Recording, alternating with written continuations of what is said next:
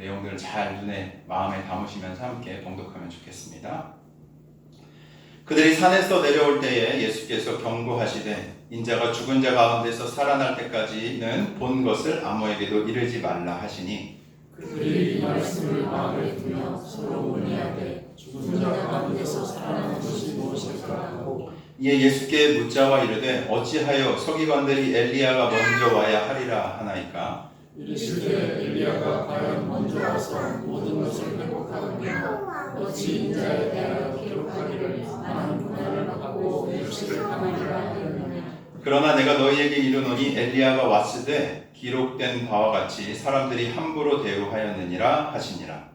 이에 그들이 제자들에게 와서 보니 큰 무리가 그들을 둘러싸고 서기관들이 그들과 더불어 변론하고 있더라. 온 무리가 곧 예수를 보고 매우 놀라며 달려와 문안하거늘 예수께서 묻시되 너희가 무엇을 그들과 변론하느냐 우리 중에 하나가 대답하되 선생님 말 못하게 귀신 들린 내 아들을 선생님께 데려왔나이다.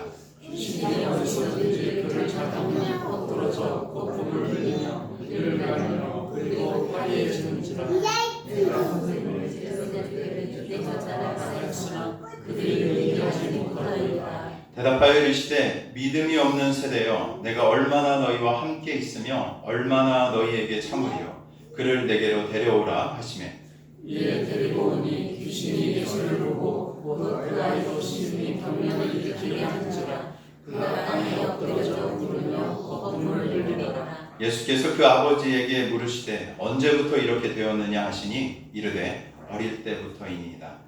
귀신이 그를 죽이려고 불과 물에 자주 던졌나이다. 그러나 무엇을 하실 수 있거든 우리를 불쌍히 여기사 도와주옵소서. 예수께서 이르시되 할 수 있거든이 무슨 말이냐 믿는 자에게는 능히 하지 못할 일이 없느니라 하시니 곧 그 아이의 아버지가 소리를 질러 이르되 내가 믿나이다. 나의 믿음 없는 것을 도와주소서 하더라. 예수께서 무리가 달려와 모이는 것을 보시고 그 더러운 귀신을 꾸짖어 이르시되 말 못하고 못 듣는 귀신아 내가 내게 명하노니 그 아이에게서 나오고 다시 들어가지 말라 하시매 귀신이 소리 지르며 아이로 심히 병명을 일으키려 하더니 그 아이가 죽은 것 같이 되어 많은 사람이 말하기를 죽었다 하나 예수께서 그 손을 잡아 일으키시니 이에 일어나니라. 집에 들어가시니 제자들이 조용히 쫓아오되 우리는 어찌하여 능히 그 귀신을 쫓아내지 함께 못하였나이까. 읽겠습니다. 이르시되 기도 외에 다른 곳으로는 이런 종류가 나갈 수 없느니라 하시니라. 네, 할렐루야. 네, 반갑습니다. 네, 지난주에 뵙고 이번 주에 뵙는데 제가 기도의 능력을 경험하는 한 주였던 것 같습니다. 지난주 혹시 기도해 주셨나요? 해주셨나요? 하신 분은 되게 자랑스럽게 또 당당하게 끄덕끄덕 하시면서 저한테 대답을 해주시는데 지난주 월요일하고 화요일 날 이제 그 북한 이탈 주민분들 자녀하고 또 이주 배경 청소년들 한 70여 명 정도를 모으고 스태프들도 해서 한 130여 명 정도를 함께 이제 해서 캠프를 진행했습니다. 그래서 참 감사한 일들이 많았어요. 사실 저희 단체가 이제 그 종교적인 색채를 뚜렷하게 띌 수 없기 때문에 그런 언어를 쓸 수가 없거든요. 이렇게 설교를 할 수도 없고 복음을 구체적으로 전할 수 없는데 되게 재밌었던 건 학생들이 다 알아요. 그리고 끝나면서 소감을 뭐라고 얘기하냐면 누구한테 감사해요? 이렇게 물어봤거든요. 그러니까 하나님께 감사해요. 네. 참 죄송한데 휴지 좀 주시겠어요? 여기 휴지가 없네. 하나님이 하나님의 일들을 행하고 계시는구나. 그리고 감사합니다. 많은 분들이 기도해 주셨구나라는 것들을 좀 경험하는 시간이었던 것 같습니다. 그래서 지난주 제가 이렇게 좀 부탁드렸던 기도들을 붙잡고 함께 기도해 주신 것에 대해서 먼저 너무 감사하다는 말씀 꼭 드리고 싶었고요. 그리고 그 이후에 제가 살이 4kg가 빠졌어요. 그래가지고 살이 쏙 빠졌습니다. 장염이 걸렸거든요. 그래서 캠프까지 다행히 잘 마치고 약간 그 병치레를 좀 하느라고 그냥 이렇게 다이어트 아닌 다이어트를 좀 하게 됐는데 그래도 감사한 것 같아요. 한 주간 보내면서 하나님 이 일 감당할 수 있게 하신 것도 너무 감사하고 또 이렇게 복음을 전혀 접하지 못했던 아이들 또 하나님 어떤 분이신지 모르는 그 아이들에게 어떻게 보면 그 문들을 열어줄 수 있는 귀한 계기가 되었구나라는 것들을 좀 생각할 때마다 이제 벅차는 감격들이 제가 좀 있었던 것 같습니다. 그래서 이 일에 여러분들 함께 하고 계신 것 알고 계시죠? 아멘이십니까? 저희 교회가 이제 저희 단체에 공식적으로 후원해주고 계시고 같이 기도해주고 계시는 것 꼭 말씀드리고 싶어요. 그래서 이때 잘 감당할 수 있도록 생각날 때마다 같이 더 기도해 주시면 감사하겠고 또 저희 교회에서 후원하고 있는 우리 선교사님들 소식들 그거 좀 자주 들으면 좋겠거든요. 그래서 제가 하대원 선교사님 개인적으로 좀 알고 있고요. 그 다니엘 선교사님 제가 아직 뵙지는 못했는데 이분들의 기도 제목들도 저희가 좀 구체적으로 알고 붙잡고 함께 계속 기도하면서 하나님 행하시는 일들 저희가 발견해 나가는 귀한 공동체가 되었으면 좋겠습니다. 우리 좌우에 있는 분들 보면서 좀 고백할까요? 하나님이 당신을 사랑하십니다. 당신은 하나님의 사람입니다.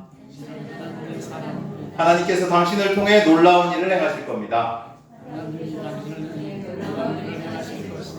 하나님이 당신을 사랑하십니다. 당신은 복된 사람입니다. 복 많이 받아 나누어 주는 삶 사십시다.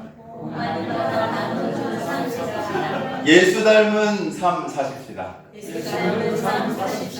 할렐루야.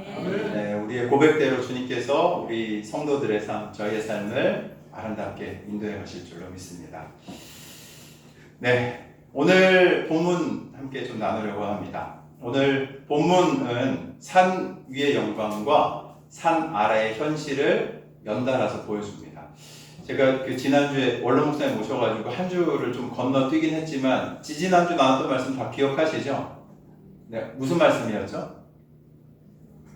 영광스럽게 변모하신. 네, 맞아요. 변화산에서 영광스럽게 변모하신 예수님을 뵙는 제자들의 내용들을 저희가 함께 나눴습니다. 좀 상기를 시켜드려야 아마 이 내용이 좀 이어지실 것 같아서 말씀을 드립니다.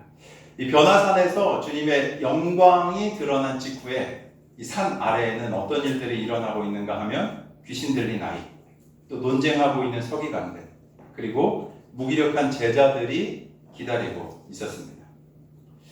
저는 이 장면을 우리가 신앙생활을 하면서 흔히 겪는 이걸 좀 주일 저녁 현상이라고도 이제 얘기를 했던 기억이 있는데 이런 게 아닐까라고 좀 말씀드리고 싶어요.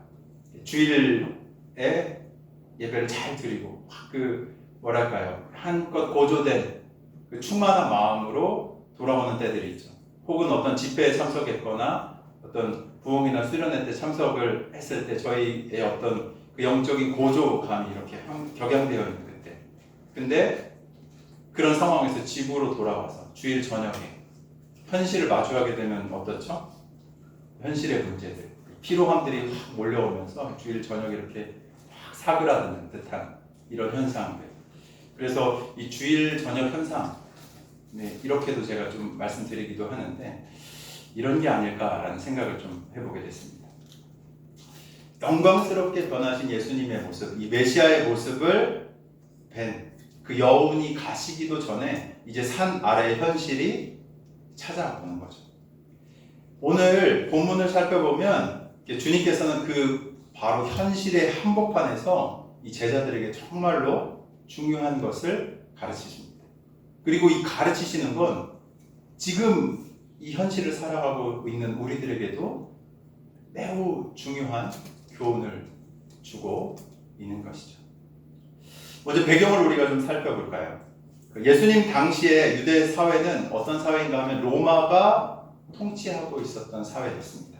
이 거대한 제국이죠. 그 제국의 압제 아래에 이 유대인들이 살고 있었기 때문에 우리나라도 그런 때가 있었잖아요. 그죠? 언제죠? 다른 나라에 강점기가 있었잖아요. 언제죠? 네, 일제강점기. 그때 우리가 뭘 꿈꿨습니까? 독립을 꿈꿨잖아요. 이번 주 중에 뭐가 있죠? 네, 광복절이잖아요. 그걸 독립을 기념하는 날이잖아요. 그것과 마찬가지로 유대 민족들도 무엇을 꿈꾸고 있었는가 하면 이 로마 제국에서 무엇하는 것? 독립하는 것. 또 이 로마 제국의 압제에서 벗어나는 것을 꿈꿨습니다. 특별히 유대인들에게는 무엇이 있었는가 하면 이 구약의 예언의 말씀들이 있었어요. 그 구약에서 뭘 얘기하고 있는가 하면 너희들을 이 압제에서 구원할 누가 올 거다?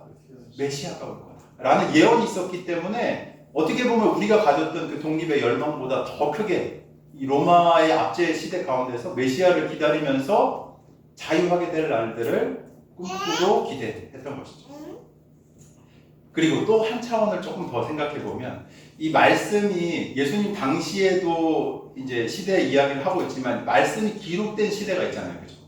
이 마가복음 언제 기록됐다고 말씀드렸죠? 기억하시잖아요. 언제죠?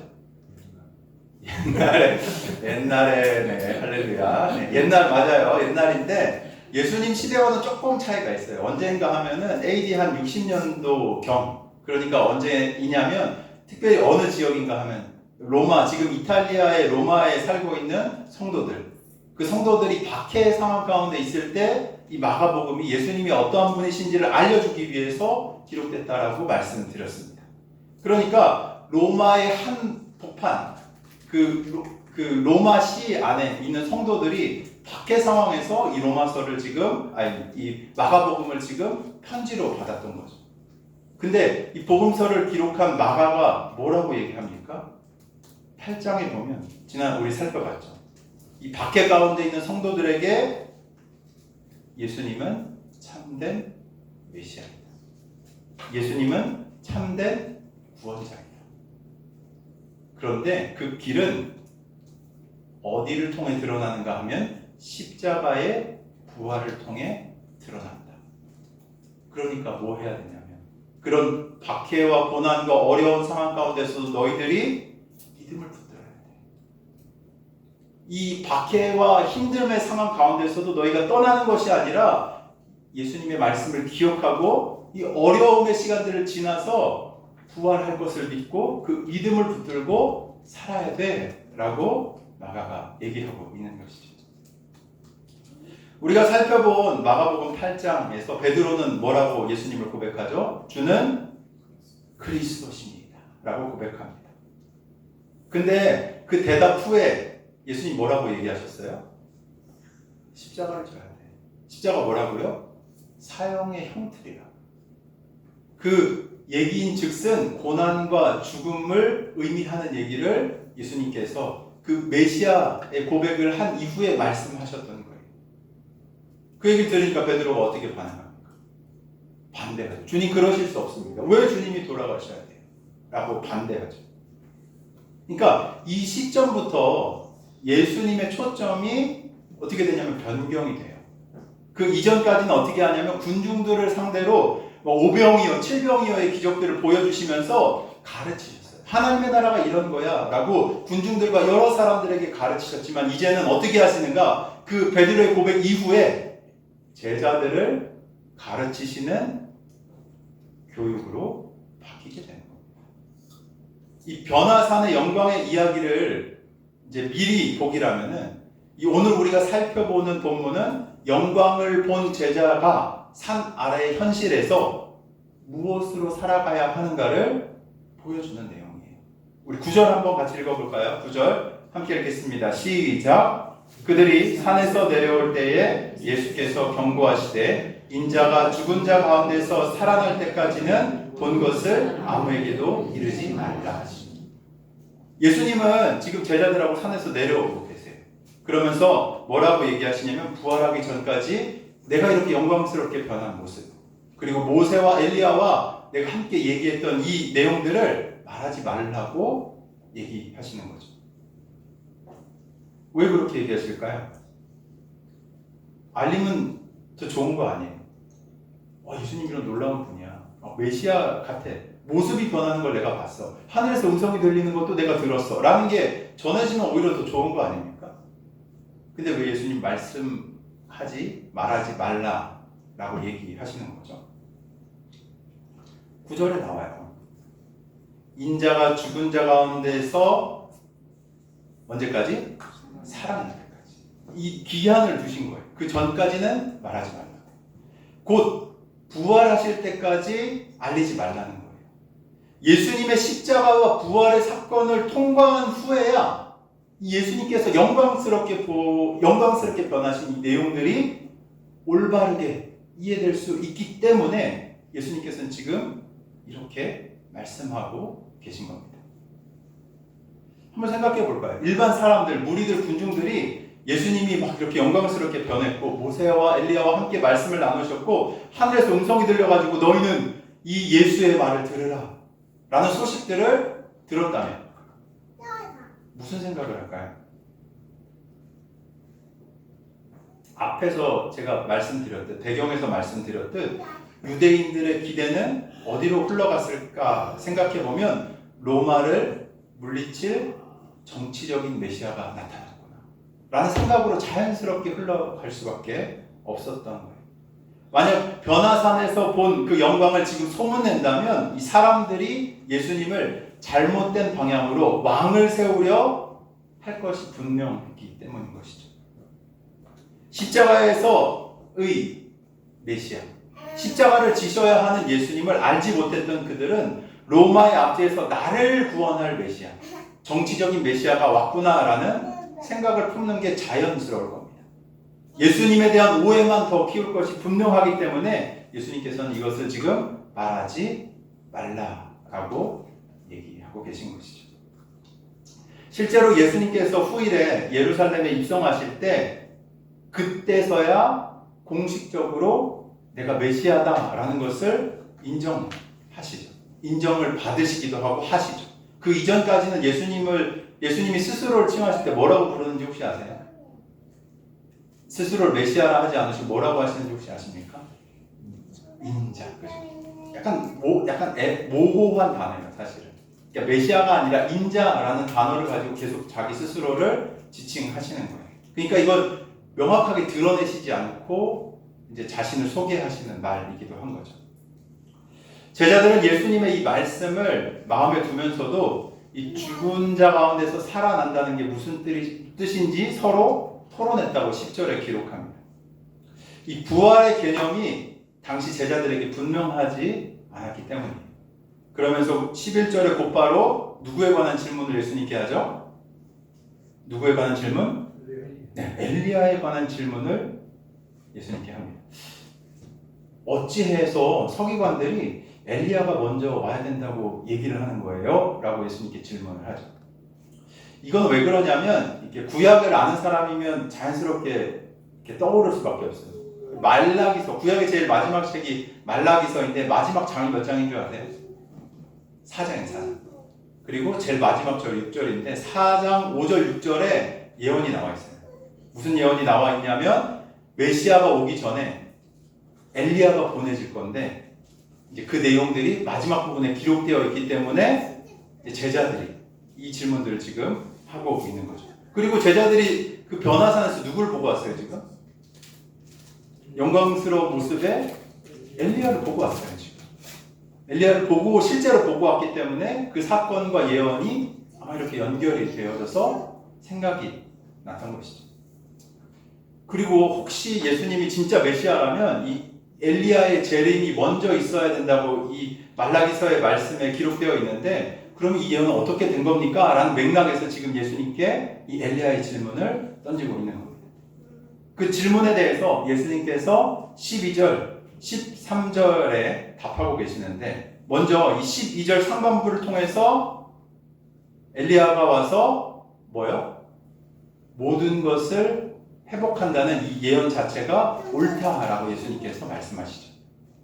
그런데 이 12절 하반부를 보면 곧 이어서 어떤 얘기를 하시는가 하면 인자가 어떻게 해요? 많은 고난과 멸시를 당할 것도 예언에 기록되어졌다라고 말씀하십니다. 예수님은 지금 이 제자들이 엘리야의 재림에만 관심을 가지는 것을 바로 잡으시는 거예요. 메시아가 뭐 해야 된다고? 고난을 받아야 할 것이 성경에도 기록되어 있어. 엘리야만 봐야 될 게 아니라 지금 너희가 봐야 될 게 이 부분이야 라는 것을 다시 제자들에게 짚어주고 계시는 것이죠. 그리고 13절에 내가 너희에게 말하노니 엘리야가 왔으되 라고 말씀하십니다. 사람들이 함부로 다룬 것 같이 이 엘리야에게도 그대로 행했다라고 하시죠. 엘리야 누굴까요? 여기서 지금 예수님 말씀하시고 있는 엘리야 누굴 것 같아요? 성경을 좀 아시는 분은 바로 떠오를 거예요. 누구입니까? 맞아요. 세례 요한. 예수님의 올 길을 앞서서 준비한 자, 이 세례 요한이에요. 세례 요한이 마치 구약에서 예견된 엘리야의 사역들을 감당한 것처럼 먼저 와서 예수님의 길을 예비했던 것이죠. 근데 엘리야처럼 담대하게 회개를 외치며 메시아의 길을 예비했지만 어떻게 해요? 사람들에게 고난을 당하고 결국 헤롯에게 목베임을 당하게 됩니다.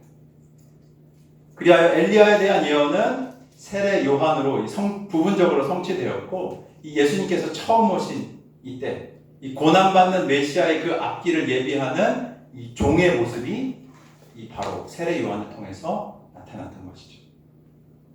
여기까지가 이 산 위에서 변화된 그 영광스러운 모습을 뵙고 산 아래로 내려오신 길에서 나눈 대화의 내용입니다. 이걸 요약해 보면 예수님은 부활 이전까지 변화산에서의 체험을 어떻게 해요? 말하지 말래요. 비밀로 하라 하시면서 제자들의 엘리야에 관한 질문에 답하시면서 세례 요한을 통해서 이 구약의 예언이 성취되었고 메시아 자신은 고난을 겪을 것이다 라는 것을 다시 한 번 더 분명하게 얘기해 주시는 거죠. 8장에서 얘기하신 그 내용을 다시 짚어주시는 거예요. 영광스럽게 변한 그 모습 이후에 내려오시면서 다시 그걸 제자들에게 설명해 주시는 거죠.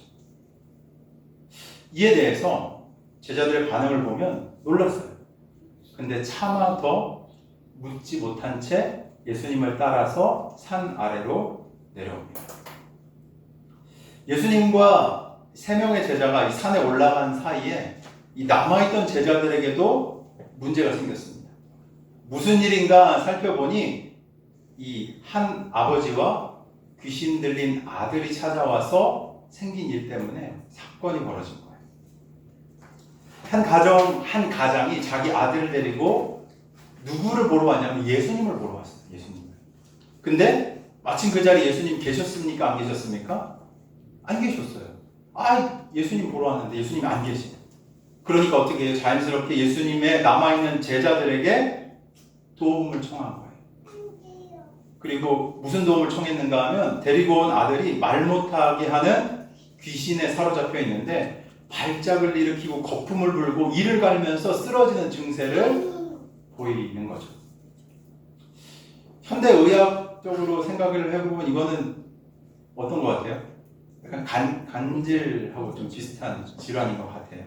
근데 말씀은 분명하게 뭐라고 기록하냐면 영적인 존재, 그러니까 더러운 귀신의 역사로 이 아이가 이렇게 되었다라고 분명하게 기록합니다. 이 불쌍한 아이는 어릴 때부터 그 귀신에 시달려가지고 물로 뛰어드는 위험한 상황도 굉장히 많았어요. 그런데 이 제자들이 이 아이를 고쳐보려고 했지만 18절 한번 볼까요? 18절 마지막에 뭐라고 되어 있습니까? 능히 하지 못하더이다 라고 기록됩니다.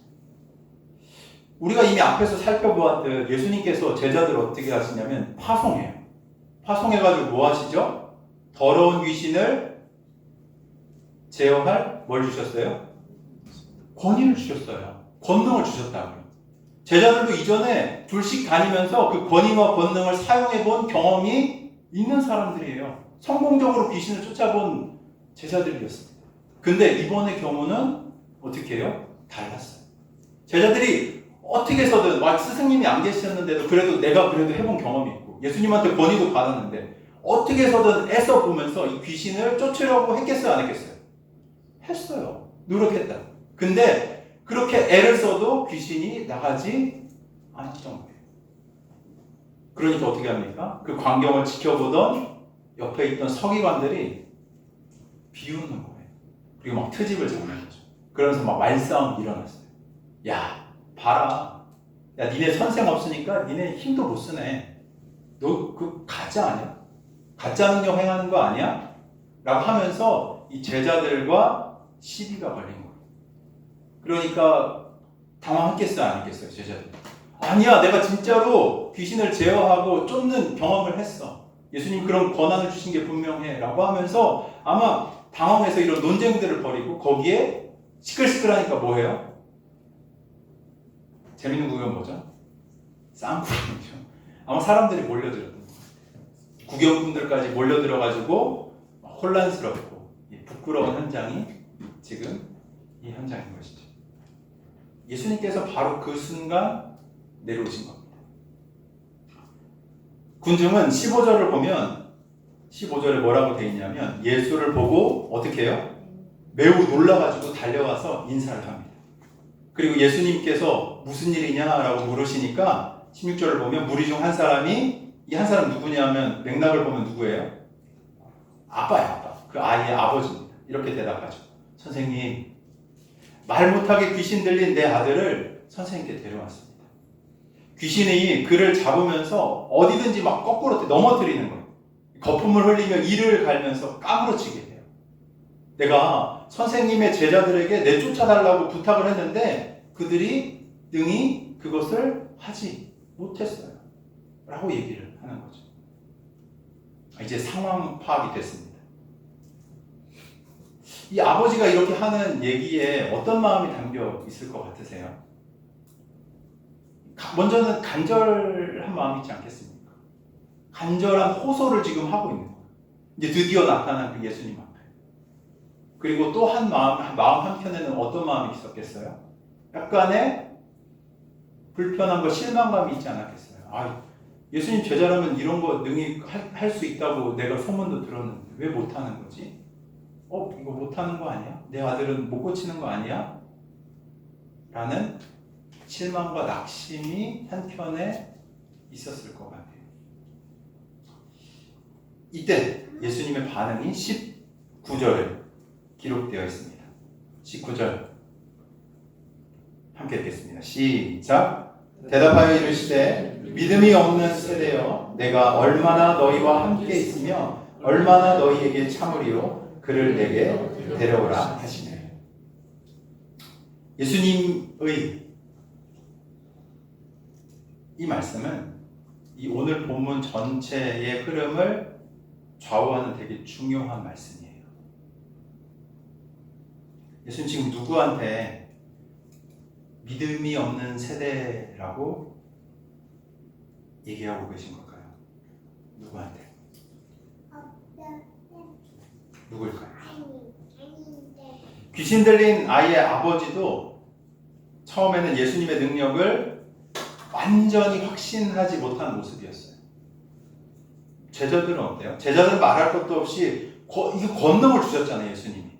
근데 이것을 발휘하지 못한 만큼 영적으로 침체되어 있는 모습들이 제자들의 모습이었어요.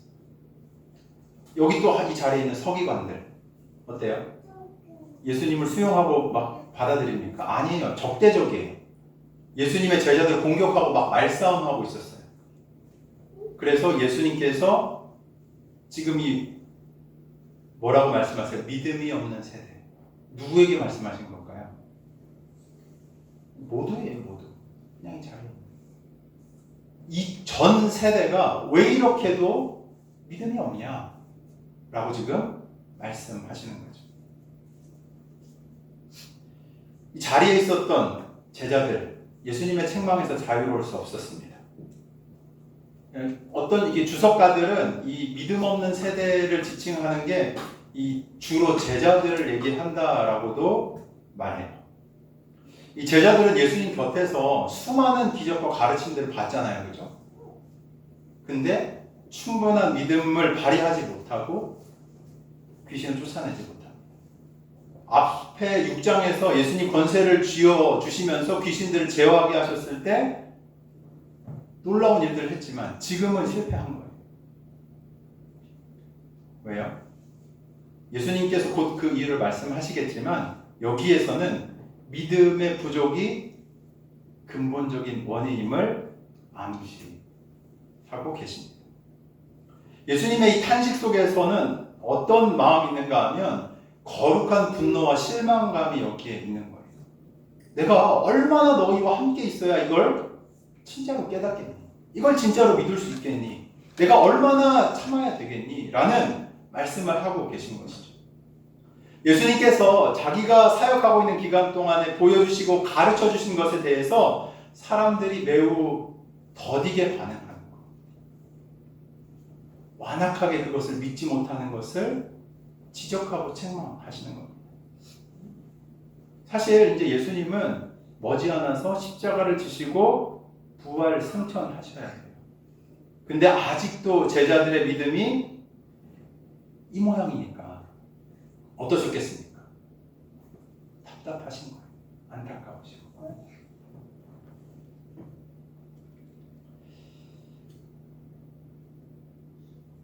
저는 이 본문의 이 구절을 좀 묵상하면서 지금 우리가 살고 있는 시대에 예수님 계셨더라면 어떠셨을까를 좀 같이 생각해 보게 됐던 것 같아요. 예수님이 이 시대에 계셨더라면 아마도 똑같은 얘기를 하지 않으셨을까.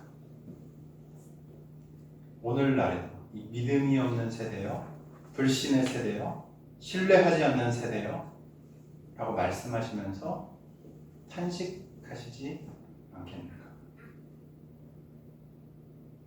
지금 우리가 사는 시대는 어떻습니까?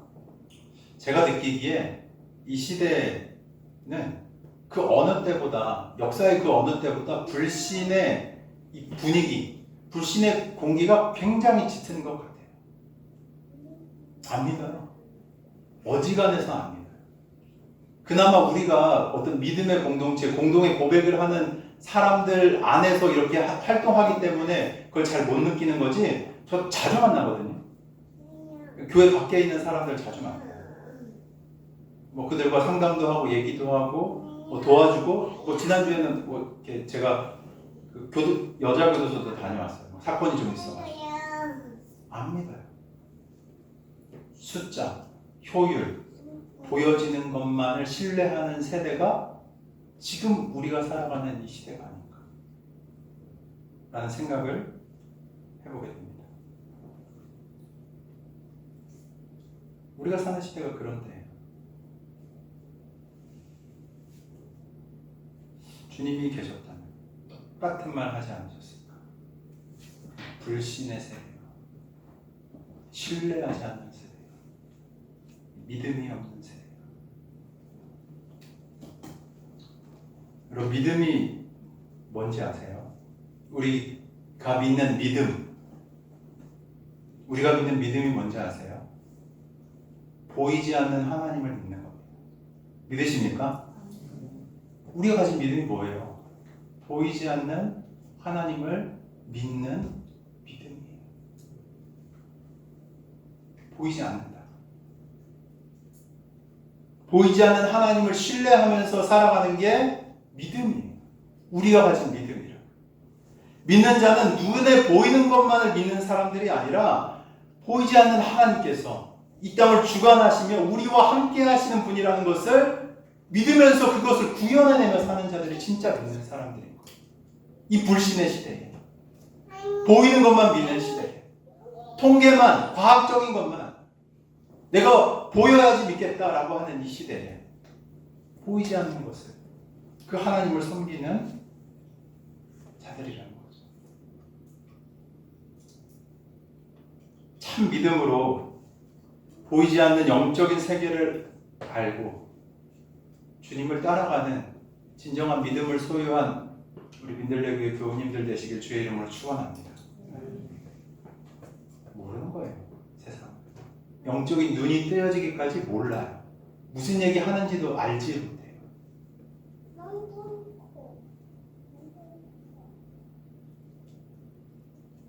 믿는 이들이 보여줘야 됩니다. 하나님 계시다. 근데 안타까운 건 믿는다고 하는데 안 보여. 그 삶에 하나님이 함께 하신다는 증거들이 보이지 않아요. 하나님 똑같이 얘기하실 거예요. 믿음이 없는 세대. 어떻게 보면 제자들이랑 비슷해요. 제자들 수없는 증거를 봤는데 예수님 뭐라고 하세요? 믿음이 없는 세대, 패역한 세대.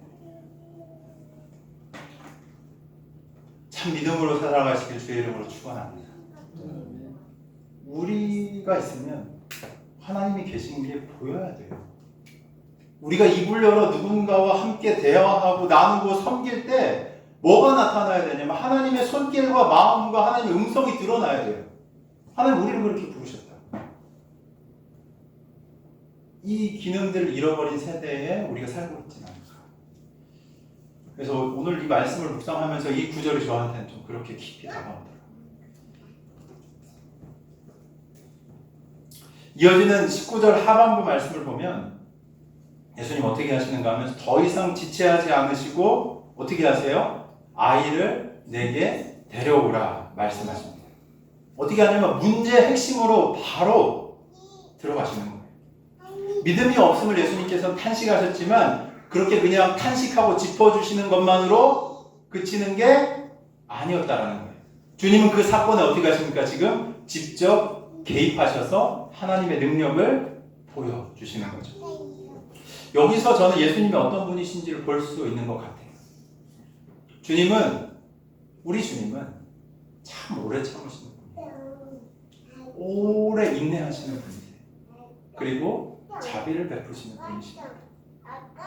방금 얘기하신 것처럼 내가 얼마나 너희를 참아야 되냐라고 말씀하시지만 곧이어 그래도 뭐라고 얘기하시냐면 그 아이를 내게로 데려가라.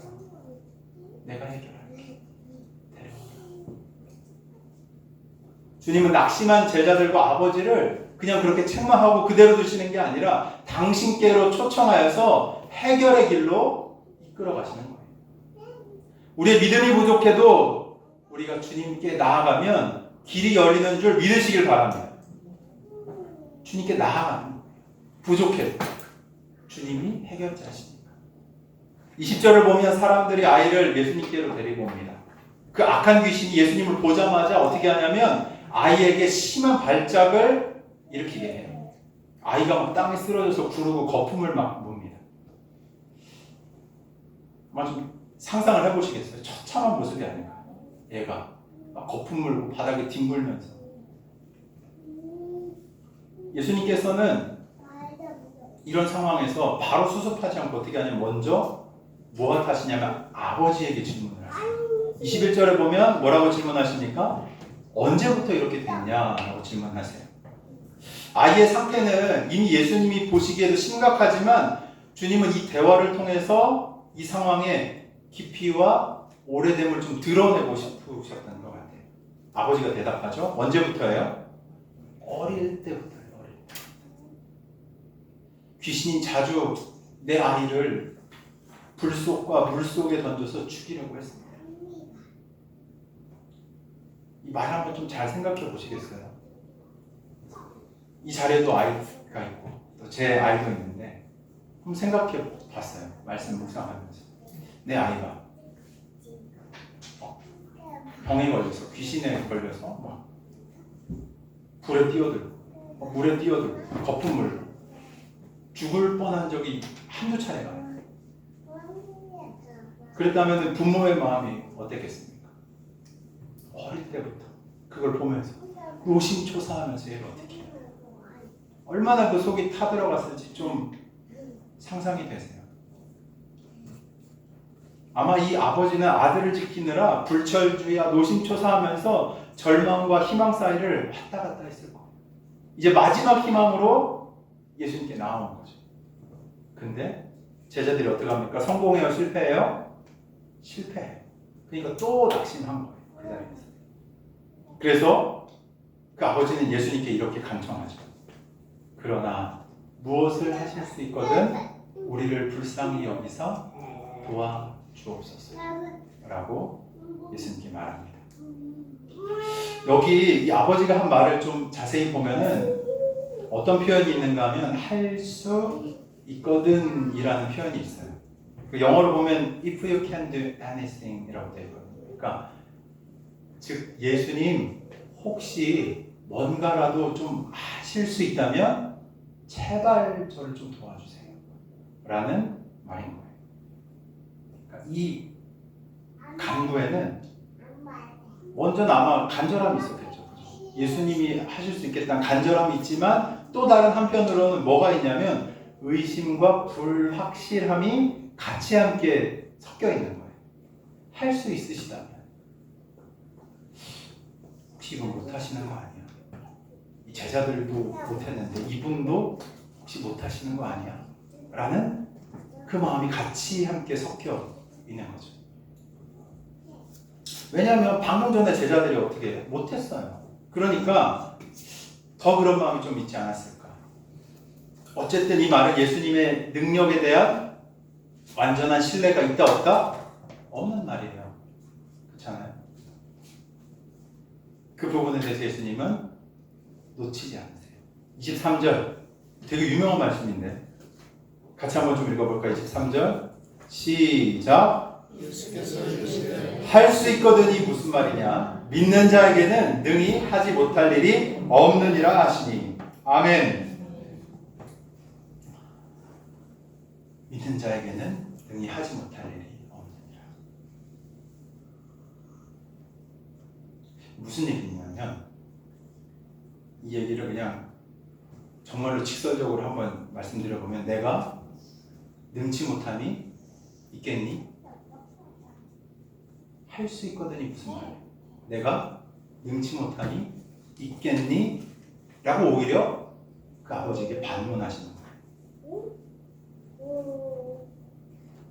그것과 함께 동시에 조건을 보세요. 조건 잘 봐야 돼요. 어떤 자에게 능치 못함이 없다? 어떤 자? 믿는 자. 어떤 자? 믿는 자. 믿는 자에게는 그러면은 모든 것이 가능하다는 얘기예요. 예수님이 먼저 얘기하신 거예요. 나는 모든 거 다 할 수 있어 라고 얘기하신 다음에 조건이에요. 어떤 조건? 믿는 자. 다시 말해서 예수님 편에는 능력이 제한이 없어요. 방금 전에는 그 영광스럽게 변한 모습을 제자들이 봤잖아요. 하나님의 하늘의 권위를 가진 분이라는 걸 제자들도 목도했어요. 그런 분이 나는 모든 것이 가능하다라는 것을 스스로 증언하시고 선언하신 거예요. 능력이 제한이 없어요. 근데 사람의 편에서는 무엇이? 믿음이 그 능력의 역사를 제한하거나 허용하는 열쇠가 된다는 걸 지금 예수님께서 얘기하시는 겁니다. 하나님께서는 능히 못할 일이 없으시지만 사람이 무엇으로 믿음으로 반응하지 않으면 그 능력이 삶에 적용될 수 없다라는 것을 중요한 영적인 원리를 지금 예수님께서 여기에 말씀하고 계시는 거예요. 뭐가 열쇠예요? 뭐가 열쇠예요? 믿음이에요. 하나님께서 모든 걸 할 수 있으세요. 근데 뭐가 부족한 거예요? 믿음이라. 그거 기억하세요. 우리가 살펴봤잖아요. 마가복음 6장에 예수님 고향 가셨던 사건 기억하시죠? 예수님 고향이 어디예요? 나사렛이잖아요. 나사렛에서 예수님 기적을 행하셨습니까? 못 행하셨습니까? 왜요? 안 믿어요. 맞아요. 보시면은 고향 사람들이 예수님을 안 믿어요. 그러니까 기적을 행하실 수 없었던 거예요. 그러니까 사람들이 믿지 않았기 때문에 기적이 나타날 수 없었던 거예요. 예수님이 하신 이 말씀은 지금 얘기하고 있는 이 아이의 아버지의 마음을 아주 강하게 울렸습니다. 예수님의 말씀을 듣고 보니 내가 어떤 마음으로 예수님께 나와왔는지가 확연하게 드러나는 거예요. 그래서 24절을 보면 이 아이의 아버지가 하는 얘기가 나오는데 곧바로 어떻게 하냐면 소리를 질러 이르되 뭐라고요? 내가 믿나이다. 나의 믿음 없음을 도와주소서 라고 큰 소리로 예수님 앞에 간구합니다. 아마 이 구절은 오늘 이 본문의 상황 중에서 가장 마음을 울리는 구절이 아닐까 싶어요. 내가 믿나이다. 나의 믿음 없음을 도와주십시오. 라고 예수님 앞에서 고백하는 것. 그 아이의 아버지는 그 자리에서 바로 예수님의 얘기를 듣자마자 자신의 믿음을 고백하는 거예요. 먼저. 예, 주님, 제가 믿습니다. 근데 동시에 뭐가 나타나는 줄 아세요? 자신의 의심과 연약함도 함께 얘기하는 거예요. 저의 믿음 없는 것을, 저의 믿음이 부족한 것을 주님 도와주십시오 라고 같이 얘기하는 거죠. 어떻게 보면 믿는데 믿지 않는 마음 모순이잖아요. 그죠? 근데 이 모순된 것 같이 들리는 이 얘기가 정말 중요한 진실을 담고 있어요. 우선 아버지가 뭐라고요? 나는 믿습니다라고 합니다. 예수님께서는 믿는 자에게 모든 것이 가능하다라고 하실 때 그래, 내가 이분을 믿어야겠구나라는 결단이 그 아버지의 마음에 들어왔던 거죠. 어떻게 보면 사실 이 아버지가 예수님을 찾아온 건 뭐예요? 예수님 믿은 거예요? 안 믿은 거예요? 믿은 거예요. 이 사람이 어떻게 하면 내 아들을 고칠 수 있겠다는 믿음이 있기 때문에 찾아온 겁니다. 믿지 않았다면 아예 예수님 앞에 아이를 데리고 오지도 않았을 거예요. 이 아이 막 데리고 다니는 거 쉽지 않아요. 아이를 위해서 예수님 앞에 나오는 거죠. 근데 막상 예수님 앞에서 자신의 믿음을 고백하려다 보니까 자신의 믿음이 너무 보잘것없고 부족하게 여겨졌던 거예요. 그래서 동시에 뭐라고 얘기하냐면 나의 믿음 없음을 주님 도와주십시오. 나의 믿음 없음을 주님 도와주십시오. 이 고백이 참 정직한 고백인 것 같아요.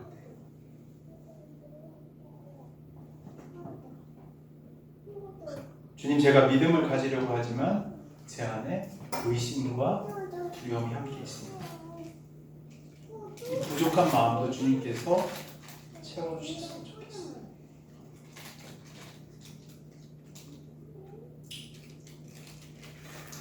이 고백은 믿음 없는 자의 핑계나 변명이 아니에요. 오히려 믿음을 가지려 하는 간절한 용기와 겸손의 고백을 이 아버지는 지금 예수님 앞에 드리고 있는 겁니다. 이 고백을 두고 한 책을 쓴 한 저자는 이렇게 말했어요. 나의 믿음 없음을 도우소서라는 말은 사실 믿음이 있을 때만 할 수 있는 고백이다. 사람에게 참 믿음이 전혀 없을 때에는 자신에게 믿음이 없는 줄도 모른다. 그러나 조금이라도 참된 믿음이 있게 되면 자신의 부족함을 깨닫고 주여 도와주소서라고 요청하게 된다라고 기록합니다. 저는 이게 참 맞는 말이구나 동의하게 됐어요. 믿음이 전혀 없는 사람은 어떻죠? 하나님께 도움을 구하지 않아요. 반면 지금 이 아이의 아버지는 예수님을 뭐라고 부르고 있어요? 주님이라고 부르면서 간청하고 있어요. 이는 이 아버지에게 어떤 믿음이 있냐면 겨자씨만한 이 믿음이 있는 거예요. 그리고 그는 그 믿음을 주님께 가져와서 어떻게 하냐면 더 주님이 믿음을 풍성하게 해주십시오 라고 지금 고백하고 있는 거예요. 우리 삶에서도 이러한 믿음과 의심의 긴장을 느낄 때가 많이 있습니다. 입술로는 다 이렇게 얘기하잖아요. 주님 하실 수 있습니다. 주님 능치 못함 없는 분이신 줄 제가 알아요. 주님 제 이 상황 주님께서 변화시킬 수 있는 분이신 줄 제가 압니다. 고백하지만 마음 한켠에는 어때요? 과연 될까? 과연 될까? 한두의 기도용 기도인데 과연 될까? 라는 의심이 고개 들 때가 있는 거죠. 그럼에도 그 상황에서도 정말 중요한 건 무엇이냐면 오늘 본문의 이 아버지를 봐야 돼요. 그 솔직한 마음까지도 어떻게 하는 거예요? 주님 앞에 아뢰는 것이 필요한 줄로 믿으시길 바랍니다. 고백해야 되는 거예요. 하나님께. 내 부족한 믿음. 하나님 제가 믿으려고 하지만 다 믿지 못하는 그 부족함이 제 안에 있는 거 정직하게 주님 제가 봅니다. 주님 저의 이 믿음 없음을 누가 도와달라고요? 주님께서 도와주십시오. 예수님 어떤 분이신지 아세요? 우리의 연약함을 아시고 책망하시는 분입니까? 아니에요. 그 연약함을 아시고 도우시는 분이 바로 우리 주님이신 줄로 믿습니다. 그걸 기뻐하시는 분이 바로 우리 주님이신 거예요. 시편에 보면 이렇게 기록되어 있습니다. 정직한 마음으로 부르짖는 자의 소리를 주님께서는 들으신다. 기록해요. 야고보서에도 이렇게 기록되어 있습니다. 너희 중에 지혜가 부족하거든 누구에게 구하라? 하나님께 구하라. 주시는 하나님은 꾸짖지 아니하시고 후하게 주시는 분이다 라고 말씀을 기록하죠. 지금 예수님 앞에 고백하고 있는 이 아버지처럼 우리도 믿음이 부족할 때 뭐 해야 되는 거예요? 부인할 필요 없어요. 우리 믿음 부족한 거 주님이 모르십니까? 아세요. 그 마음 그대로 어떻게 해야 되는 거예요? 주님께 나아가서 고백하는 거. 정직한 나의 마음을 그대로. 주님, 제 믿음이 참 부족합니다. 제 믿음 없으면 주님 아시잖아요. 주님, 이런 저를 도와주십시오. 라고 주님께 고백해야 하는 것이죠. 신앙생활이 그런 게 아닐까 싶어요. 주님, 제가 믿습니다. 근데 제 믿음이 참 연약해요. 도와주세요. 라고 기도하는, 눈물로 기도하는 과정의 연속이 우리 신앙생활의 모습이 아닌가. 주님께서는 결코 그런 기도 멸시하지 않으십니다. 오히려 그 겸손과 간구를 통해서 우리를 믿음의 자리에 있게 하시는 분이신 줄로 믿으시길 바랍니다. 이 장면에서 예수님께서는 이 아버지의 고백에 더 이상 답변을 하지 않으세요. 왜냐하면 예수님이 원하셨던 목적을 이루셨기 때문에 믿음의 반응이 필요했던 거예요. 아버지는 지금 무엇하는 거예요? 믿음의 반응으로 예수님 앞에 고백했습니다. 그러니까 더 이상 뭔가 얘기하실 필요가 없었던 거예요. 군중도 지켜보고 있고 무엇보다 이 아이의 아버지가 바른 고백을 하니까 이제 주님 어떻게 하시냐면 직접 역사하십니다. 예수님께서 더 지체하지 않으시고 귀신 들린 아이를 고치는 장면이에요. 25절을 보면 무리가 달려와서 모여들고 있는 것을 보시고 예수님께서 꾸짖으시죠. 뭐라고요?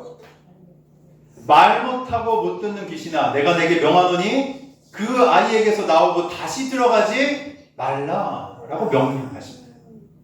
예수님 명령 되게 간결해요. 권위가 막 넘칩니다. 내가 내게 명하노니 나와라. 하나님의 아들로서 그리고 모든 더러운 영들을 제압할 권세를 가지신 신적인 권위를 가지신 주님으로서 한마디 말씀으로 이 역사를 이루어내신 거죠. 이 땅 어떻게 창조된지 아세요? 태초에 하나님이 무엇으로? 말씀으로. 이 권위의 말씀을 지금 예수님께서 그대로 보여주시는 거예요. 우리가 앞서서 살펴보았던 마가복음 1장, 5장 등에서도 예수님께서 귀신을 쫓아내실 때 어떻게 합니까? 말씀 한마디면 좋겠어요. 나와라! 하면 나가는 거예요. 군대 귀신 들린 자에게도 더러운 귀신아 그 사람에게서 나와라! 하시니까 순종할 수밖에 없었어요. 오늘 본문에서도 마찬가지인 거죠. 26절에 귀신이 소리를 지르며 아이로 심한 경련을 일으키게 하고 막 나옵니다.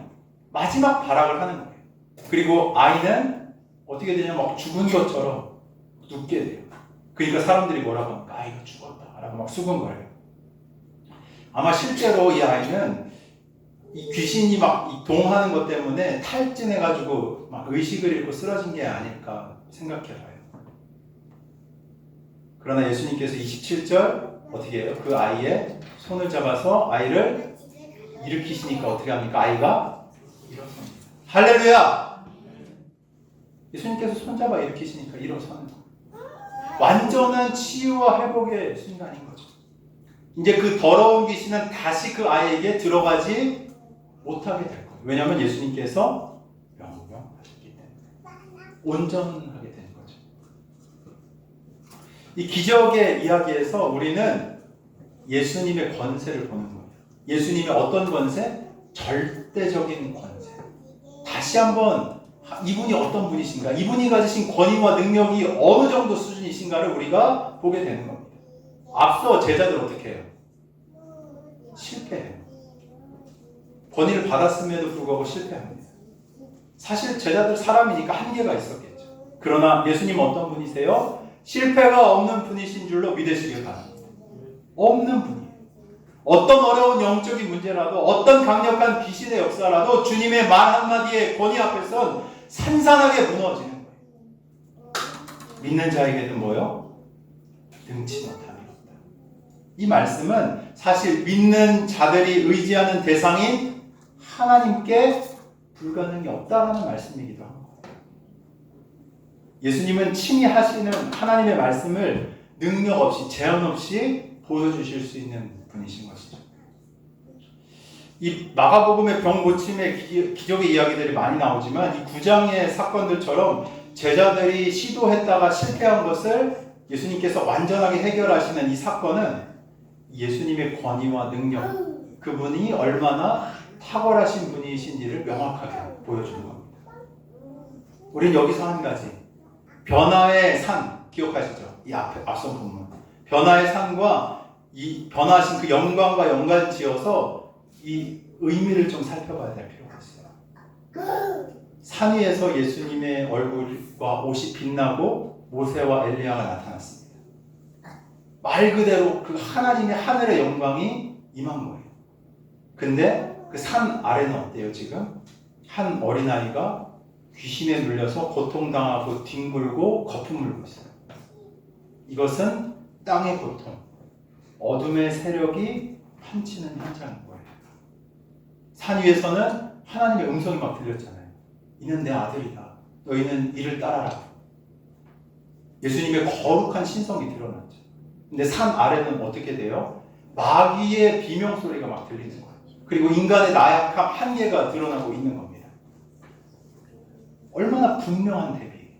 산 위에서와 산 아래에서. 근데 이거 한번 보시겠어요, 여러분? 이것만 좀 봐봐요. 이 두 장면 모두 가장 핵심적인 중심에 누가 계십니까? 누가 계시다고요? 예수님이 그 자리에 계신 거예요. 이 모든 현장에 누가 계시다고요? 예수님.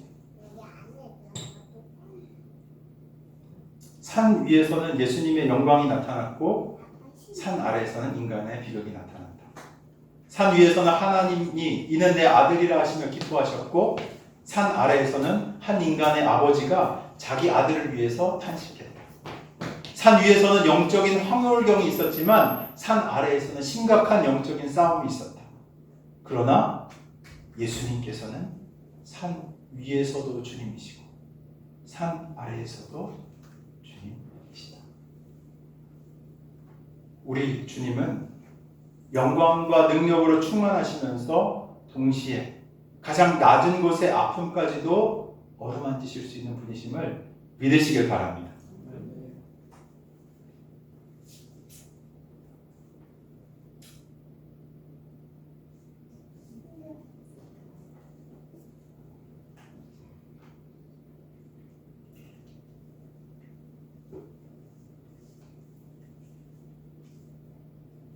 우리 마지막만 좀 살펴볼까요? 28절, 29절 말씀 같이 한번 좀 읽어보겠습니다. 시작. 다시 시작. 집에 들어가심에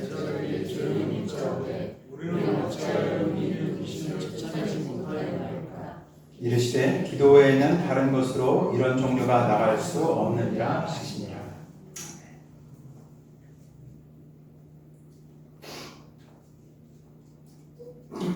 예수님께서 기도 외에는 안 된다 라고 말씀하십니다. 이게 무슨 얘기인가 하면 직접적으로 말씀하시는 거예요. 너희가 뭐요? 기도하지 않았다는 거예요. 근데 좀 특별한 건 있긴 해요. 보면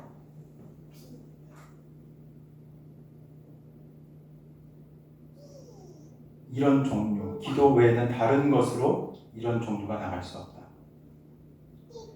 아마 예수님의 제자들 이렇게 귀신을 쫓아봤을 때 와, 나도 이제 이런 권한과 능력이 생겼구나라는 아마 마음들이 들어왔을지 모르겠어요. 그리고 그 권능이 이제 내 어디요? 내 안에 있구나. 이제 주님이 나 이거 주셨네? 이건 내 거네? 라고 생각했을지 모르겠어요. 근데 뭐냐면 예수님 여기서 중요한 거 얘기하시는데 이것만 들으세요. 기도에는 다른 것으로는 안 된다. 니네가 가진 거 아니야. 기도에는 이런 문제 니네 해결할 수 없어. 제자들이 아무리 어떤 사역의 능력들을 경험하고 실제로 그걸 해봤다 하더라도 기도로 하나님께 능력을 구하지 않으면 어떻게 되는 거냐면 한계에 부딪히는 거예요. 해결할 수 없어요. 사실 제자들이 이 실패한 사건은 나중에 중요한 교훈이 되긴 하거든요. 사도행전에 보면 막 제자들이 돌아다니면서 귀신 쫓는데 이때 사건 생각났을까 안 났을까요? 100% 났어요. 그 귀신 쫓는 사건들이 막 사도행전에 기록이 돼 있잖아요. 그때마다 저는 이때의 사건들이 생각났을 것 같아요. 그리고 실제로 그들이 귀신을 쫓잖아요. 그건 뭐예요? 뭐 했다는 거예요? 기도했다는 거예요. 기도하면서 성령의 충만함으로 예수님이 말씀하신 이것들을 어떤 의미인지를 알고 그 사역들을 수행했다라는 것이죠. 그리고 예수님께서 여기서 이런 종류라고 이제 표현하시는데 영적인 세계에도 어떻게 보면 좀 등급이 있는 것 같아요. 문제들을 봤을 때. 우리도 좀 체감하죠. 어떤 문제는 금방 기도에 응답이 오지만 어떤 문제는 오랜 기간 동안 금식과 중보기도가 필요한 경우들도 있어요. 어떤 영적인 공격은 쉽게 풀리지만 어떤 것은 영적인 갑주를 입고 치열하게 기도해야 돌파가 일어나기도 합니다. 예수님은 제자들에게 그런 어려운 영적인 전투일수록 더욱 기도에 매달려 함께 해야 된다라는 것을 말씀하시는 거죠. 예수님의 이 가르침은 제자들뿐 아니라 오늘날 우리에게도 매우 중요한 원리입니다.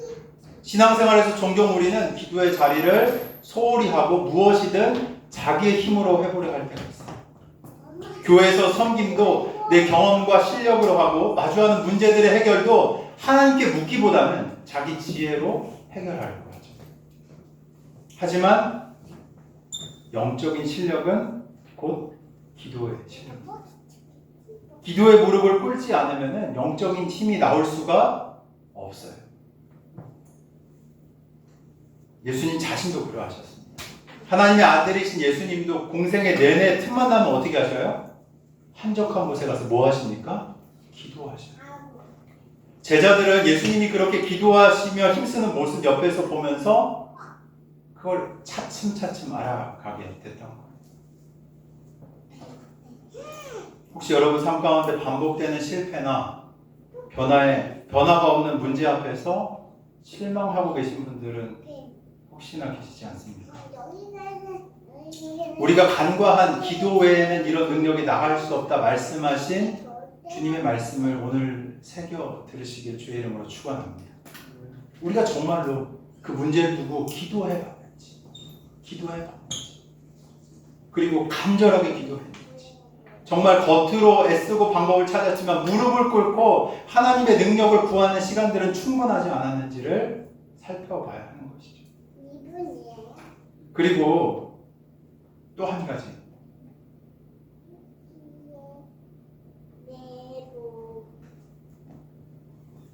우리가 중요하게 봐야 될 부분이 있어요. 어떤 문제들은 혼자의 기도로 해결되지 않을 문제가 있습니다. 남편의 구원의 문제, 가족의 구원의 문제, 또 어떤 내 끊어지지 않는 죄의 문제, 마음의 상처의 문제. 혼자만 끙끙대면서 해결할 수 없는 문제도 있다는 거. 이런 유라는 게 저는 좀 그렇게 읽혀지는 거죠. 그래서 주님께서 어떻게 하시는가 하면 주위에 누굴 두세요? 같은 마음으로 기도할 수 있는 공동체를 두십니다. 믿으시면 아멘. 같이 기도해야 풀려지는 문제들이 있다는 거예요. 함께 나누고 이 문제를 두고 기도해야 풀려지는 문제들도 있다는 거예요. 개인의 노력으로 안 되는 일이 많음을 깨달을수록 무엇을 알게 되냐면 공동체의 중보기도가 얼마나 소중한지를 깨닫게 되는 겁니다. 때로는 교회가 합심해서 금식하면서 기도해야 될 일들이 있어요.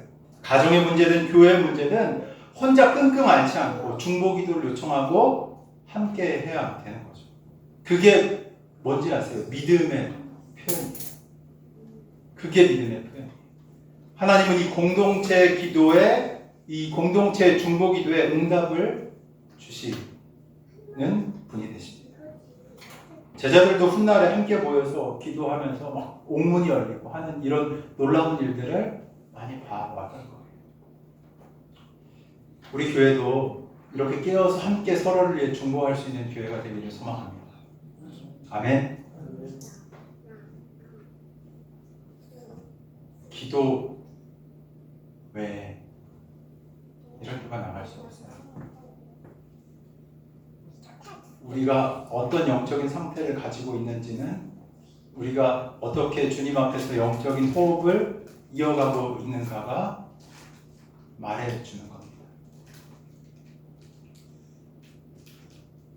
우리의 영이 깨어서 주님을 뵙고 정말 문제 근원 해결책이 되시는 주님으로부터 우리 삶의 문제들을 해결받으시는 놀라운 은혜가 우리 모든 성도님들의 삶 가운데 있길 주의 이름으로 축원합니다.